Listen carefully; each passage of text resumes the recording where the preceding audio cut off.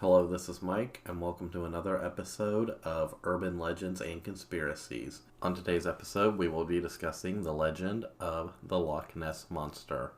What it is, where it came from, and how it became the international sensation that it is today. So, like all subjects on this series, let's start at the beginning. The Loch Ness Monster, also known as Nessie, which is a name I love, and I'll probably be referring to the monster by that name throughout this entire episode, is a creature from Scottish folklore. It's said to inhabit Loch Ness in the Scottish Highlands. Sightings of this creature go back to St. Columba in 565 AD.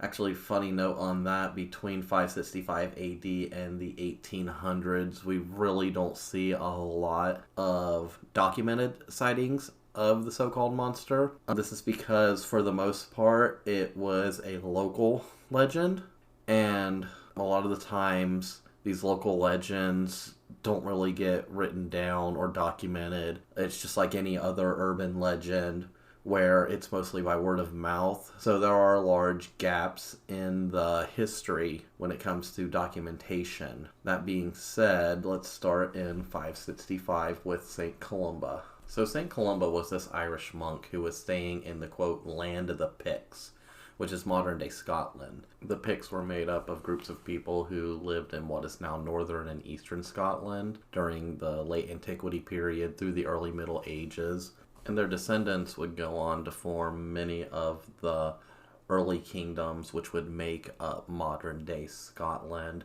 And it is with the Picts that a lot of people believe that the early folktales referring to creatures that could be described as Nessie would have arisen from. So with that little drunken tangent aside, let's get back into the epic tale of St. Columba and his time in the land of the Picts.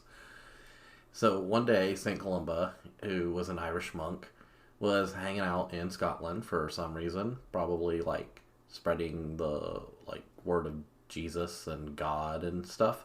And he's going around and he's like, Jesus, God, God, Jesus, blah, blah, blah. So he comes to the area around Loch Ness, and it's actually on the River Ness. And he comes across some locals, and they're burying this guy by the river.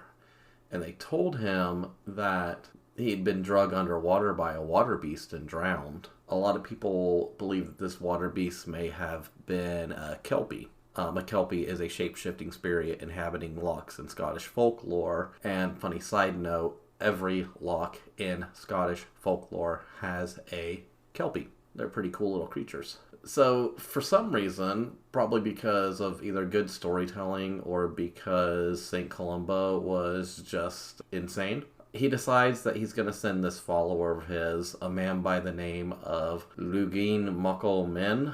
Sorry, Scottish speakers. I butcher every name.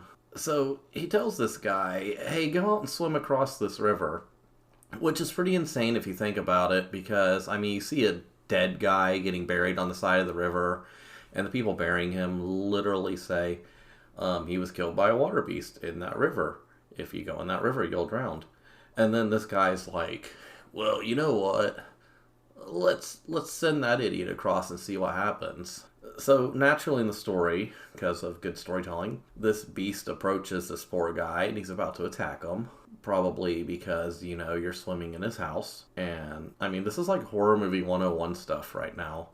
It's insane. But here's where the religious propaganda comes in. So all of a sudden, he makes the sign of the cross, which is a Catholic thing, and says, go no further. Do not touch the man. Go back at once. Because, apparently Nessie speaks whatever post-Roman British Isles language St. Columba spoke. And suddenly, all of a sudden, the creature stops as if he's been pulled back by ropes, and he flees. They give him thanks because they perceive it to be a miracle. It's a good story.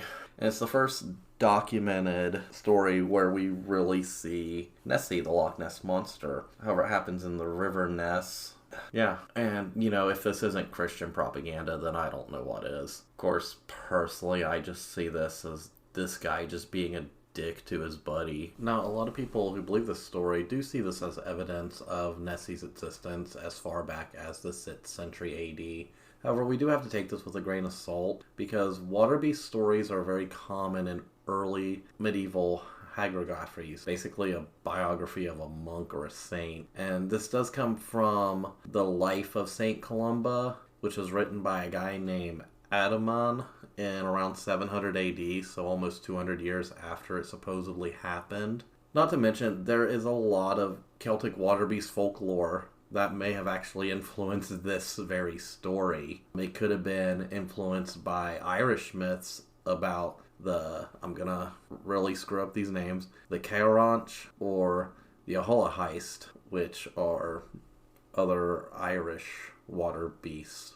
from what I believe. Now, a lot of people like myself believe that this story alludes to a real written account of a story of a Kelpie. When I say real written account, I mean the first time we really see it in literature in the Western language that I'm aware of. You know, a lot of these were oral traditions. They weren't written down. I don't believe at the time the Celtic languages in that area really had written languages. I know they did a lot of rock carving, the cool little rock carvings and stuff, but I don't know if there was any real written language outside of the Catholic Church. So it could be a great way of documenting one of these Kelpie stories. Just kind of nice. It does put its little churchy spin on it because, you know, the early medieval Catholic Church wanted to spread its propaganda far and wide in order to gain convert, which if you're a powerful entity like that, yeah, sure, you'd want to do that. And you'd want to relate it to some kind of local legend, which was common in early Christian propaganda. However, it's kind of cool. It creates kind of a double-edged sword because at the same time, while you're trying to erase a history, you're in a way preserving it, at least at the core of the story. So after these events, we don't really see any documentation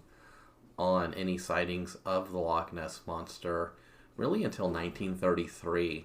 There are a couple of sightings in the late 1800s, particularly one in 1871 and another in 1888. However, these were written after 1933, so there are people recalling their memories, so there's a lot of speculation as to the accuracy of these stories. In 1871, a man named D. Mackenzie apparently saw an object resembling a log or an upturned boat, quote, wriggling and churning up the water. You know, he finally published this 60 years after the event happened, but it also alludes to this local urban legend of a water beast and or a Kelpie in the loch at the time.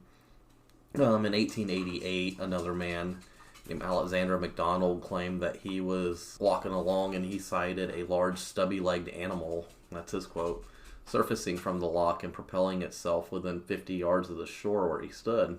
He actually reported this to the Loch Ness Water Bailiff, which I didn't know was a thing until I just saw it here on Wikipedia.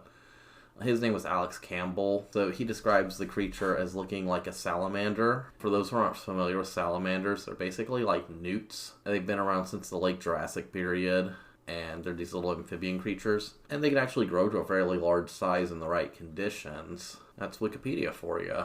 Despite what your college professors tell you, it's actually a great research tool, especially if you need to sprinkle in some quick fun facts into a podcast episode. So 1933 is a golden year for Nessie. This becomes the year when the most famous sightings occur, and the Loch Ness Monster goes from regional urban legend into an international sensation. So this starts really with an article that was published on the 2nd of May, 1933. It was known as the Inverness Courier. It was about a large, quote, beast or, quote, whale-like fish. Ironically, this article was written by Alex Campbell, the Loch Ness water bailiff, who reported the Alex MacDonald sighting back in 1888. Apparently, he was also a part-time journalist because all throughout history, people need side gigs. Of course, in this article, he discusses a sighting by a person named Aldi Mackay. I probably butchered that name too. This was an enormous creature with the body of a whale rolling in the water in the loch, while she and her husband John were driving on the A82, which is a road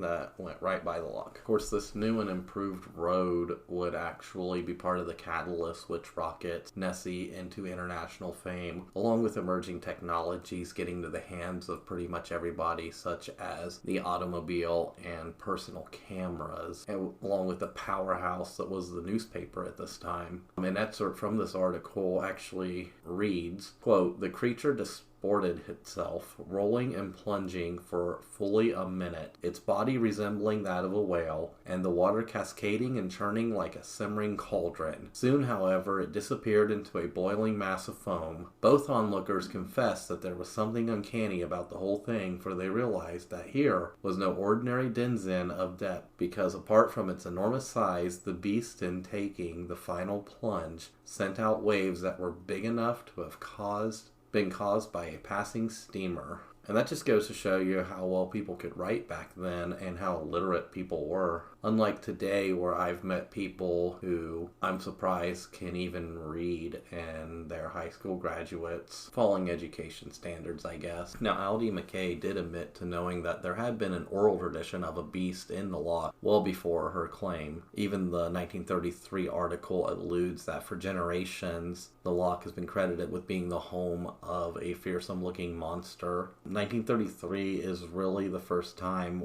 in modern publications where we get the term monster, and that forever becomes kind of the birth of what becomes the name Loch Ness Monster. Now, with this story gaining a lot of media attention via newspapers, magazines, etc., more stories start popping up in 1933. One particular is when George Spicer and his wife was said to have seen Nessie cross a road in front of a car. Another guy later claims that he saw Nessie cross the road in front of his motorcycle, which makes me wonder why we don't have a ton of "why did Nessie cross the road" jokes. I mean, that's a lot more interesting than "why did the chicken cross the road" jokes, in my opinion. However, I leave that up to the rest of the world to latch onto that. Let's make "why did Nessie cross the road" a thing.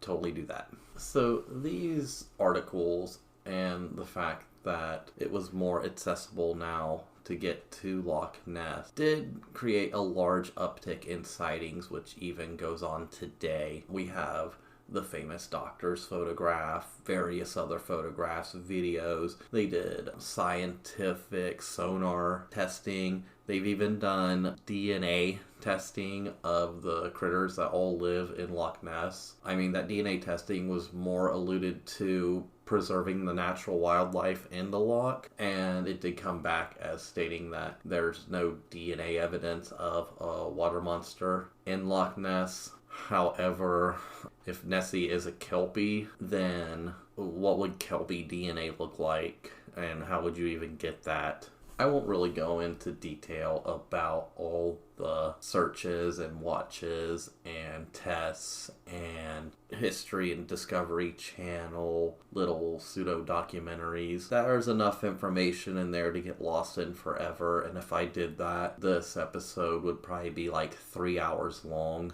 And a lot of it becomes redundant and boring and easily debunked to be other things, and it's not really very fun. So let's get into what could Nessie possibly be. So I touched on this a little bit before. I personally think that Nessie is a water kelpie.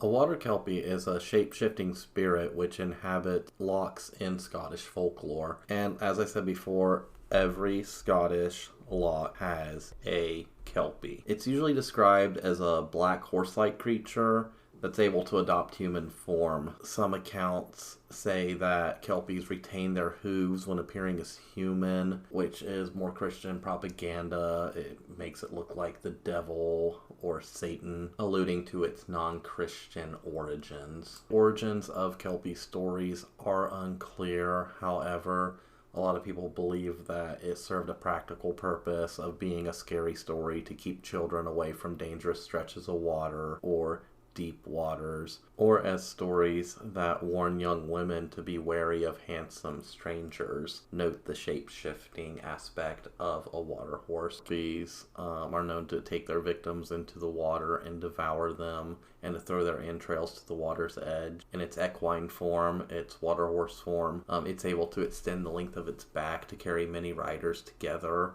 which then drowns. The common theme in a lot of tales is several children are clambering onto the creature's back while only one remains on shore, usually a little boy. And then basically what happens is he pets the water horse and his hand sticks to it. Sometimes the boy has to cut off his hand to free himself, and other children that are riding on it are carried away and drowned, with only some of their entrails being found later. So even in the folklores, they are said to be a warning, a scary story. You don't want to mess or interact with a Kelpie. Post-Christian Scotland, a lot of the times this was set during a Sunday when the children were supposed to be in church. So that just shows you how far Christian propaganda kind of wraps its way into every aspect of life when it comes to folklore. In the folktales where they take on human forms, they usually take on the form of a handsome young man,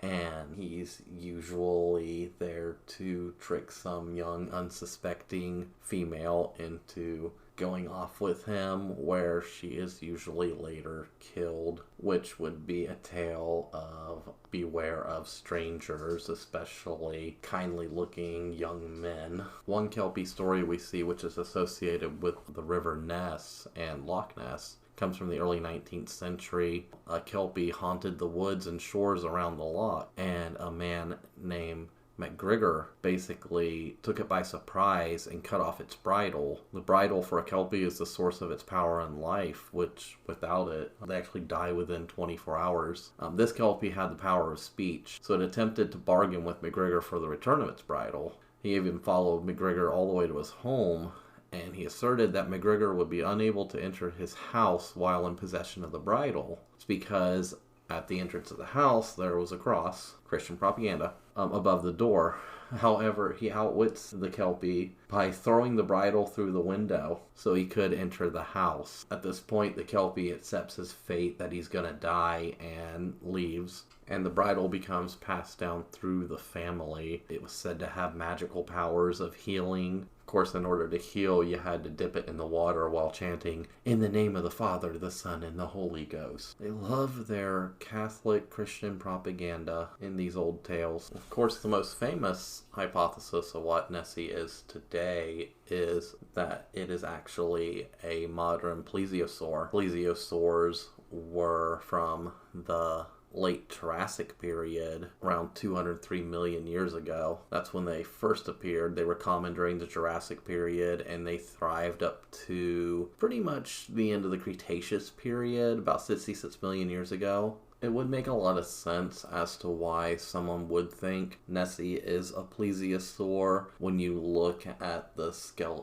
fossil remains of most plesiosaurs. They do look a lot like what we'd expect the Loch Ness Monster to look like. They would have a broad, flat body, a short tail, and their fins eventually evolved into flippers. However, plesiosaurs breathe air, and for that, they would have to raise their head slightly above the water. Now, we do see pictures of the Loch Ness Monster raising its head above the water in order to, we assume, gasp for air. However, the anatomy's kind of different and wrong in some of those famous photographs. And if there was a group of plesiosaurs in Loch Ness, they would be coming up daily to breathe for air. So there would be a lot more sightings of plesiosaurs than the rare ones we see. But where I think the plesiosaur hypothesis really falls apart is in the fact that the last plesiosaurs were known to die out around 66 million years ago, and Loch Ness didn't even exist until 12 to 10,000 years ago, towards the end of the last ice age. During that last ice age, that entire area was covered in ice. Also in the fact that Loch Ness is really too small of an area, which, side note, yes, it is the largest freshwater body in that part of the British Isles. However, it is too small of an area for a breeding group of plesiosaurs to be able to sustain themselves. And if there was a small breeding group of plesiosaurs in that loch that had somehow lasted for thousands of years, it would be so inbred that it would probably have hit sterility and killed itself out just from that. There is the genetic bottleneck, and that does exist for all creatures.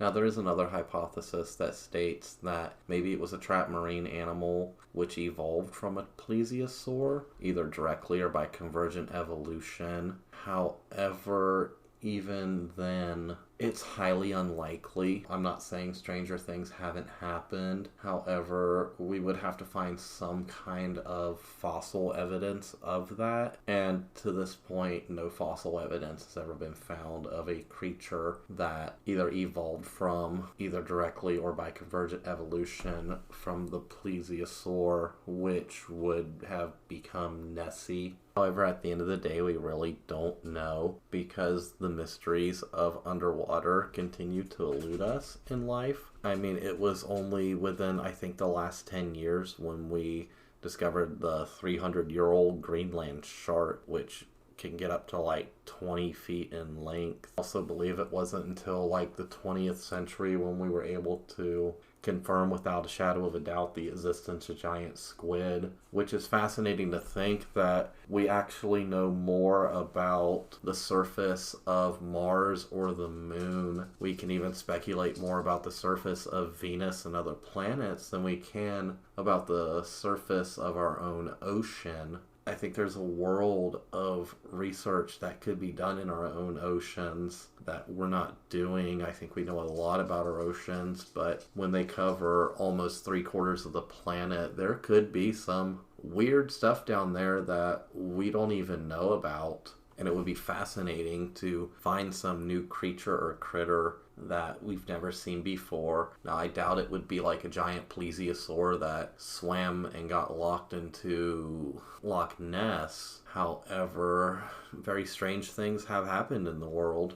So what do I think the Loch Ness Monster, aka Nessie, is? I think Nessie is a Kelpie. Not in the literal sense, but in the folklorist sense. There's a massive history of that folklore in Scotland. There's no doubt in my mind that Nessie does derive from these Kelpie myths. It just makes too much logical sense for me. Now, yes, there have been weird things and evidence and photographs and weird sonar things that might allude that there is some creature in the loch. However, a lot of that has been disputed over the years. I like to think that the Kelpie idea is the most pleasing to me. However, we have the folklore behind that, but, at the heart of any folklore or religion, there usually is some grain of truth. And that could be that at some point there could have been in the past water creatures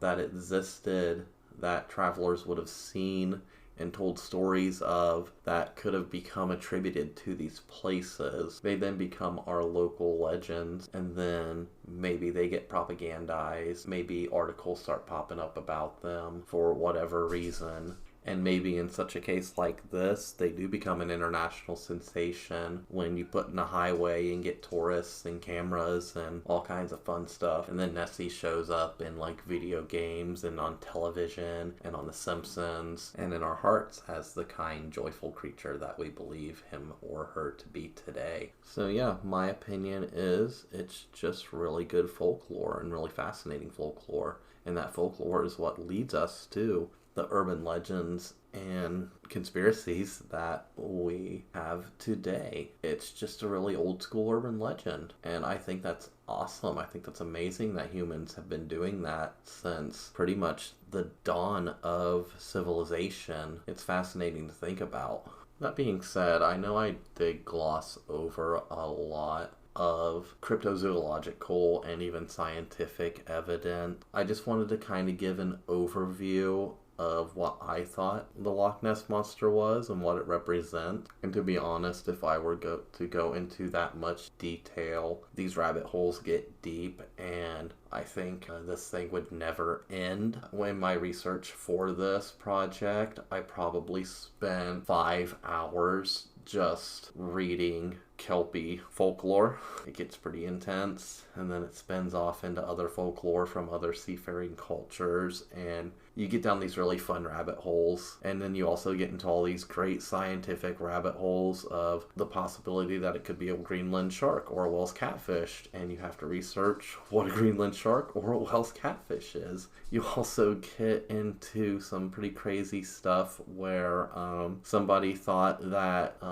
Nessie was a elephant that had escaped from a traveling circus and was hanging out in the lot. All this crazy stuff. However, I think I'm going to end it there. Thank you for listening, and if you do enjoy this, I would ask that you simply tell a friend about this. My podcast grows via word of mouth primarily, so any help on that front is appreciated. It does motivate me to create more of these in the future. So thank you for listening. This has been Urban Legends and Conspiracies with Drunk Mike.